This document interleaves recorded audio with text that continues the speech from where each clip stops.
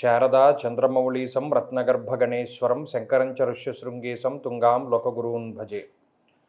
శృంగేరి శారదాపీఠ ఉభయ జగద్గురువుల యొక్క పాదపద్మాలకి నమస్కారం చేసుకుంటూ, అలాగే జ్యోతిష్శాస్త్రాన్ని భావితరాల వారికి ప్రసాదించిన ఋషుల యొక్క పాదపద్మాలకి నమస్కారం చేసుకుంటూ, నాకు ఈ జ్యోతిష విద్యను నేర్పిన గురువర్యులు జ్యోతిష బ్రహ్మ కీర్తిశేషులు శ్రీ ఈరంకి సూర్యనారాయణమూర్తి గారు, సూర్యశ్రీ దైవజ్ఞ గారి యొక్క పాదపద్మాలకి నమస్కారం చేసుకుంటూ, ఓం శ్రీ మహాగణాధిపతి నమః, శ్రీ గురుభ్యో నమః, హరి ఓం. వీక్షకులందరికీ నమస్కారం. ఆగస్టు నెల 9వ తారీఖు లగాయితూ ఆగస్టు 15వ తారీఖు వరకు ఉండేటువంటి గ్రహగతుల ఆధారంగా ద్వాదశ రాశుల వారికి ఈ వారం ఏ విధమైనటువంటి శుభాశుభ ఫలితాలు కలగబోతూ ఉన్నాయో ఈ కార్యక్రమం ద్వారా తెలుసుకుందాం. అందులో భాగంగా ఈ వారం ఉండేటువంటి గ్రహగతులను గమనిద్దాం. ముఖ్యంగా గత వారంతో పోల్చుకుంటే చెప్పుకోదగ్గ గ్రహాల యొక్క మార్పు ఏమీ కూడా ఈ వారంలో కనబడడం లేదు. అయితే మీనరాశి యందు శనేశ్వరుని యొక్క వక్రగతి, కుంభమందు రాహువు, అలాగే కన్యారాశి యందు శుక్రుడు, సింహమందు కేతువు, కర్కాటక రాశి యందు గురు, రవి, బుధగ్రహములు, మిథున రాశి యందు కుజుడు, అలాగే చంద్రుని యొక్క సంచారము ఈ వారంలో మిథున రాశి లగాయితూ సింహము అలాగే కన్య వరకు కొనసాగుతుంది. ఇటువంటి పరిస్థితుల్లో ద్వాదశ రాశుల వారికి ఏ విధమైనటువంటి ఫలితాలు కలగబోతున్నాయో తెలుసుకుందాం. అందులో భాగంగా మొదటిది మేషరాశి. శారదా చంద్రమౌళీశం రత్నగర్భగణేశ్వరం శంకరం చ ఋష్యశృంగేశం తుంగాం లోకగురూన్ భజే. శృంగేరి శారదాపీఠ ఉభయ జగద్గురువుల యొక్క పాదపద్మాలకి నమస్కారం చేసుకుంటూ, అలాగే జ్యోతిష్శాస్త్రాన్ని భావితరాల వారికి ప్రసాదించిన ఋషుల యొక్క పాదపద్మాలకి నమస్కారం చేసుకుంటూ, నాకు ఈ జ్యోతిష విద్యను నేర్పిన గురువర్యులు జ్యోతిష బ్రహ్మ కీర్తిశేషులు శ్రీ ఈరంకి సూర్యనారాయణమూర్తి గారు, సూర్యశ్రీ దైవజ్ఞ గారి యొక్క పాదపద్మాలకి నమస్కారం చేసుకుంటూ, ఓం శ్రీ మహాగణాధిపతి నమః, శ్రీ గురుభ్యో నమః, హరి ఓం.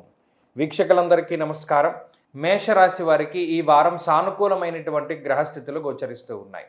ముఖ్యంగా తృతీయమందు కుజుడు బలంగా ఉండడం, అలాగే చతుర్థ స్థానమందు బుధుడు యోగిస్తూ ఉండడం, లాభమందు రాహువు అలాగే చంద్రుని యొక్క బలంతో కలుపుకుని 4 గ్రహాల తాలూకు శుభ ఫలితాలు కలుగుతూ ఉన్నాయి. అర్ధాష్టమ రవి యొక్క దోషము, అర్ధాష్టమ గురువు, ఏలినాటి శని ఇత్యాది దోషాదులు ఉన్నప్పటికీ వాటితో సమానంగా గ్రహాలు యోగిస్తూ ఉండడం వల్ల ఈ వారంలో సానుకూలమైనటువంటి ఫలితాలే ఎక్కువగా ఉన్నాయి.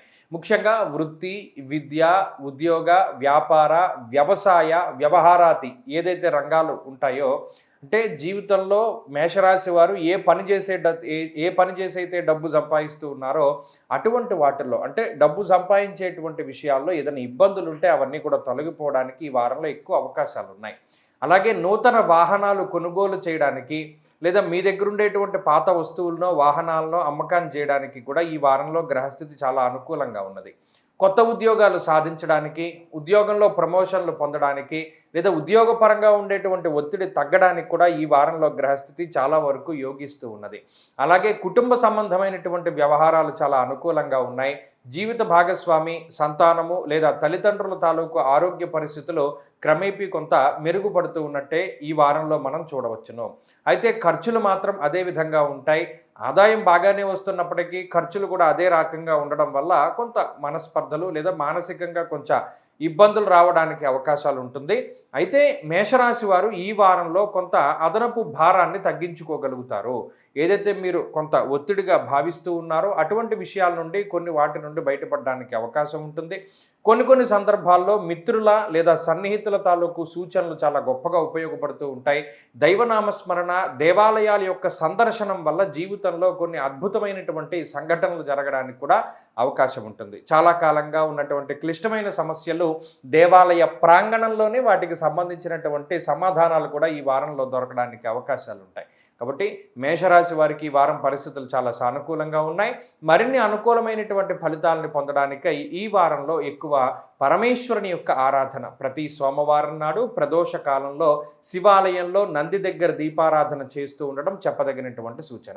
ఈ వారంలో కలిసొచ్చేటువంటి రోజు మంగళవారంగా చెప్పవచ్చును. అదృష్ట సంఖ్య 2, అదృష్ట వర్ణము ఎరుపు. తదుపరి వృషభ రాశి.